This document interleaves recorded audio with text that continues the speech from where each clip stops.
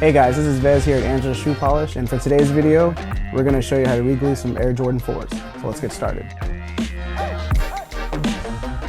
Now that we got the laces off, we added the shoe trees inside of the shoes to decrease the toe box. The next step, we're going to clean both pairs before the reglue to get any excess dirt or oils off.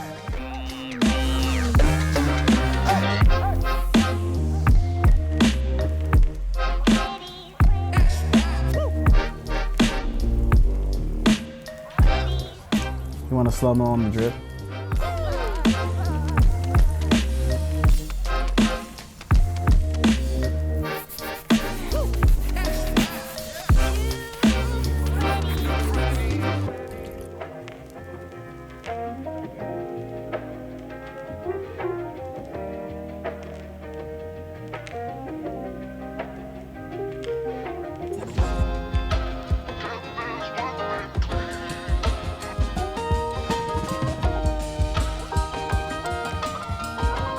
Now that the shoes are clean, we're going to start prepping off the necessary areas with acetone and cotton balls. So first, we're going to start off by heating up the glue. So you know it starts working when you start to heat the glue, it'll start getting its shine back.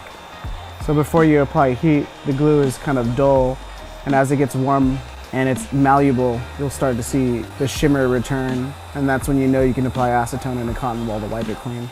Be mindful not to get acetone where you don't need to get it, as it can eat up the leather or eat up, softer materials such as suede. But yeah, let's just get started.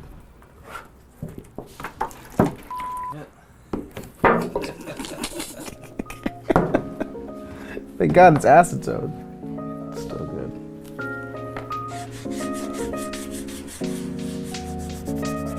This is a situation you don't want to rush. Take your time, do it section by section. This is the most important step to a reglue.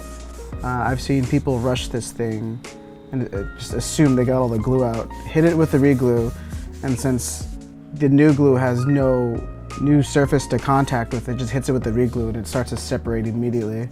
It just rendered all your work useless. So just take your time, be very careful, do this thing in sections, and it'll come out how you need it to come out.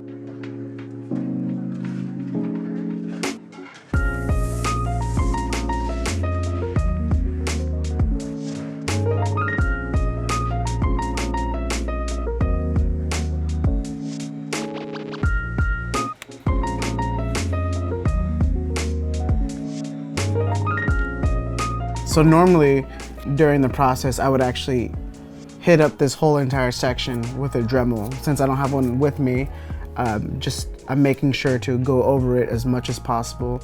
And then when the acetone does dry up, you should see a shine difference between the raw leather and the treated leather. And then once it gets to a pretty much dull and I guess porous area, that's when you know it's okay to reglue. But without a Dremel, just go over it as much as you can until you feel like you're confident that's the best you can do.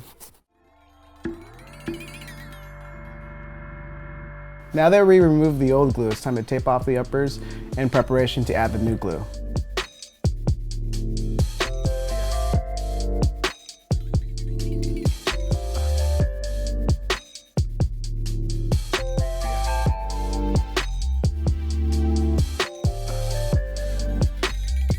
Now that the shoe's all taped up, we're going to take our clear cement glue and apply thin, even layers across all the parts that need to be glued. So we're doing the uppers, the midsoles, and the outsoles.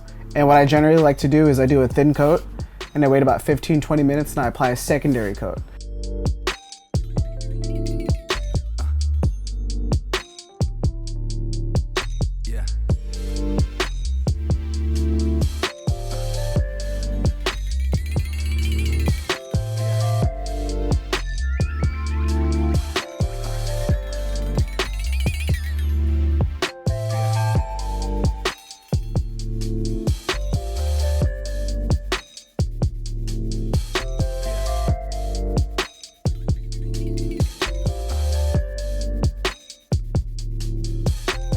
So usually I would have the uppers, midsole, and the outsole separated, but since in this case I don't have the tools to restitch the toe cap.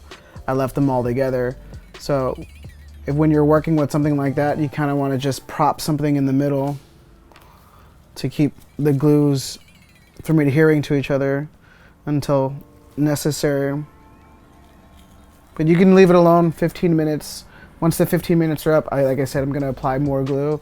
Once I apply the secondary layer, I'm gonna wait another 30 minutes, heat the thing up and clamp it together. And I'm doing this thing in sections, so I give the glue ample amount of time to set.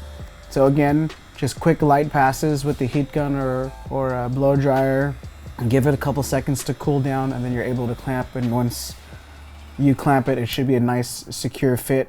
And that's basically all you need to do to secure a quality fit.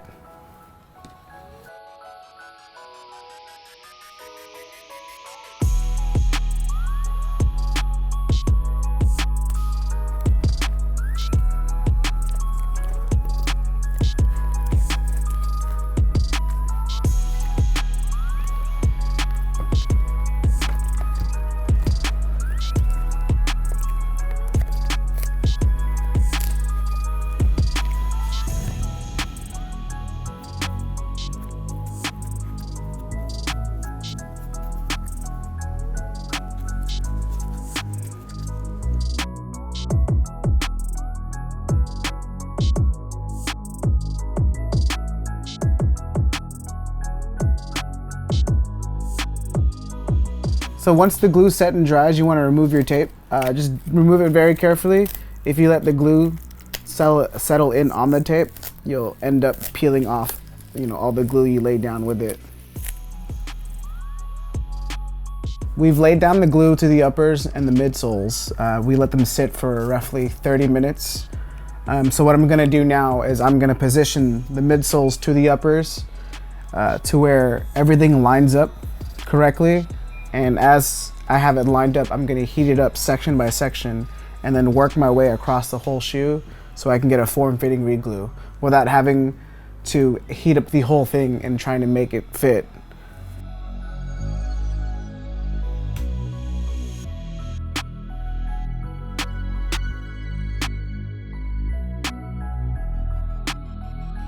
Now that the shoe's all reglued, we're gonna apply a degreaser to get rid of the crease stains in the toe cap area. So what you wanna do here is you start off by taking out the insoles.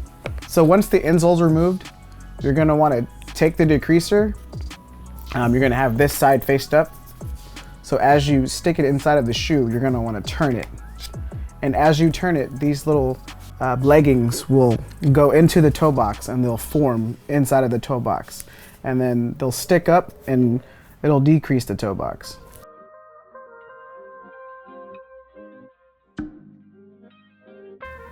While we have our insoles out, right now would be a really good time to use our Angelus leather insoles.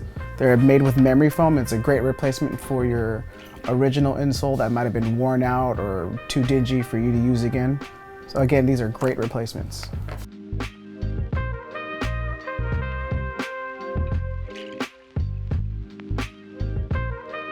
So for our next step, we're gonna apply Angelus mink oil to the damaged parts of the wings on these fours.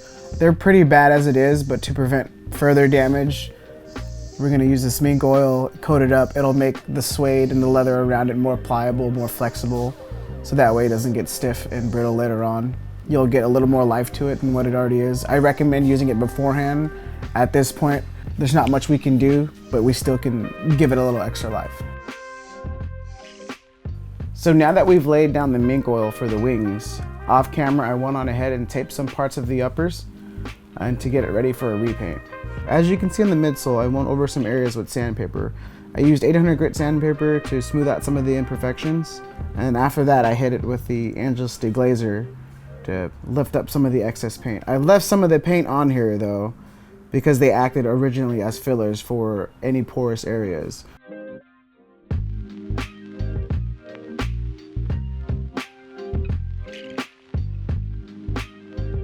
Be sure to do nice even strokes along the whole shoe and not to oversaturate your paintbrush. You don't want to clump up the midsoles.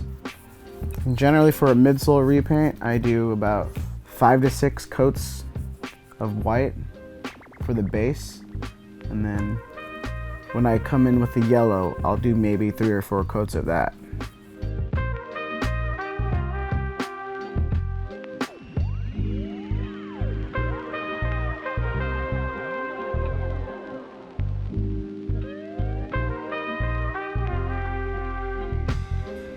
So using a 1-to-1 ratio of 2 hard and flat white, I'm just gonna go over the netting on these shoes maybe about 3 or 4 times just to get it nice and saturated. There's no way to un-yellow it without this process.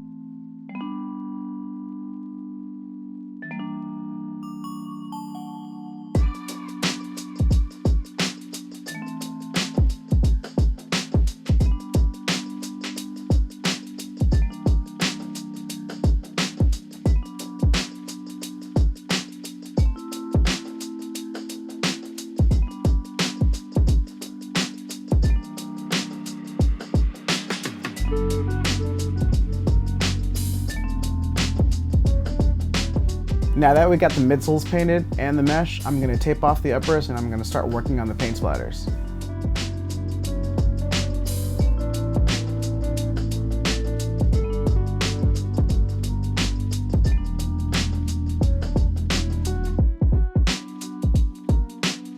Now that that's all wrapped up, it's time to paint.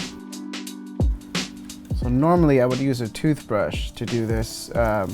Same technique, just pull back on the bristles and flick. You can also use a paintbrush, just saturate it and then just start flicking it. There's a bunch of random techniques. There's no wrong way to do this. It's all preference at this point. But I find doing this method is the easiest to resemble the factory splat. Ooh, that was a good one.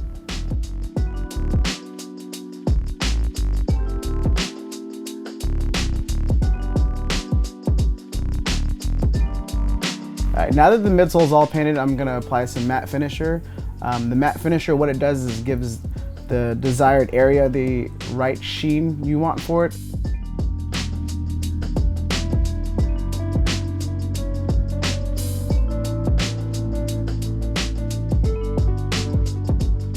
Alright, now that we're all done applying the matte finisher, it's time to whiten off these toe caps by using Angelus Sole Bright. Be sure to apply thin, even layers. Don't saturate it too much. Too much of the sauce will lead to a slower deoxidization. So primarily, if you do it about this thin, you leave it out in the sun for 30 minutes per session, reapply as needed, you should have the results you desire.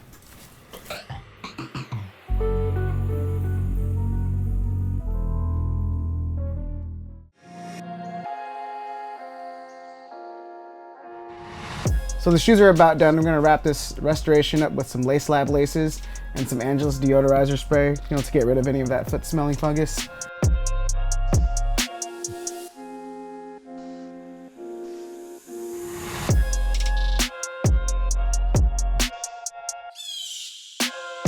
All right, you guys, that about wraps it up for these restorations on these Tour 4s.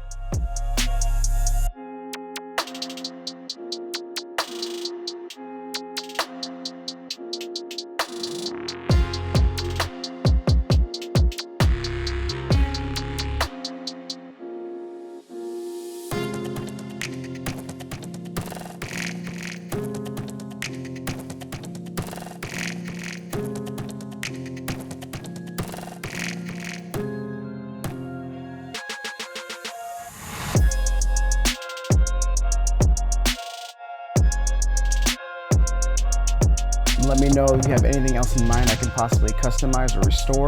Leave a comment down below. Don't forget to like and subscribe. And thanks again for watching.